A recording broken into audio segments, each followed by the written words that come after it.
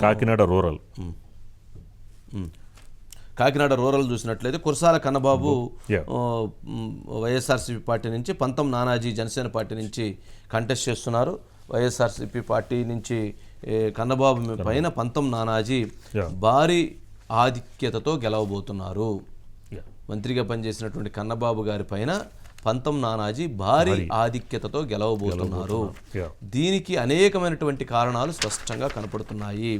ఇక్కడ తెలుగుదేశం పార్టీలో జరిగినటువంటి డెవలప్మెంట్ కావచ్చు, అదేవిధంగా ఇక్కడ ఉన్నటువంటి వర్గాలు, సామాజిక వర్గాలు అన్నీ కూడా పంతం నానాజీకి బలంగా సపోర్ట్ చేస్తూ ఉన్నాయి. ఇక్కడ పవన్ కళ్యాణ్ గారు ఈ పార్లమెంటు పరిధిలో ఉండటం, ఆయన అక్కడి నుంచి పోటీ చేస్తుండటంతో ఒక్కసారిగా టెంపో క్రియేట్ అయిపోయినటువంటి పరిస్థితి ఉన్నది. అదేవిధంగా ఇక్కడ మనము గమనిస్తే కాకినాడ రూరల్లో గనక 2019 ఎన్నికల్లో ఈ పిల్లి అనంతలక్ష్మి పోటీ చేశారని ఈసారి జనసేన కేటాయించారు. ఇక్కడ దాదాపు ఎటువంటి అభివృద్ధి, కన్నబాబు గారు మంత్రిగా పనిచేసినప్పుడు కూడా అభివృద్ధి లేకపోవడం అనేటువంటిది ఇక్కడ చాలా మందిని ఇబ్బంది గురి చేస్తుంది. అట్లాగే ఫిషరీస్ నివాసాలు తొలగించడం కావచ్చు, అట్లాగే వాళ్ళకి అన్యాయం జరిగిందనేటువంటి భావన ఎక్కువగా ఉంది. యూత్ని కూడా పట్టించుకోలేదనేటువంటి అభిప్రాయాలు చాలా ఎక్కువగా ఉన్నాయి. సరే, 2000 ఈ కార్మిక సంఘాలతో నానాజీ గారికి ఉన్నటువంటి కొంత సంబంధాలు, ఇవన్నీ నేపథ్యంలో రాజకీయంగా అసలు అక్కడ టీడీపీ జనసేన కలవటం అనేటువంటిది ఇక ఈ సీట్లో ఒక వన్ సైడ్ విక్టరీగా చెప్పొచ్చు. ఎందుకనంటే ఇక్కడ మనం గమనిస్తే కాకినాడ రూరల్లో 2019లో 74,000 ఓట్లు కన్నబాబు గారికి వచ్చినాయి.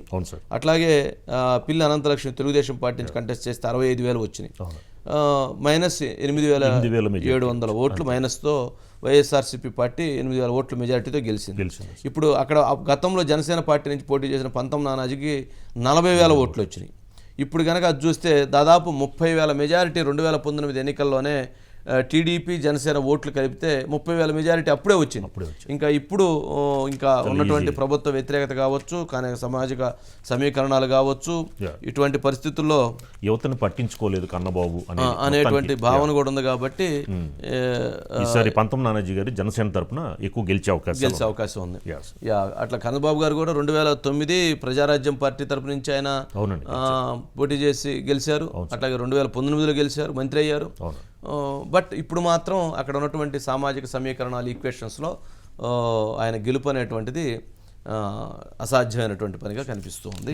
నానాజీ గారి గెలుపు కన్ఫర్మ్గా చూడొచ్చు. ఇక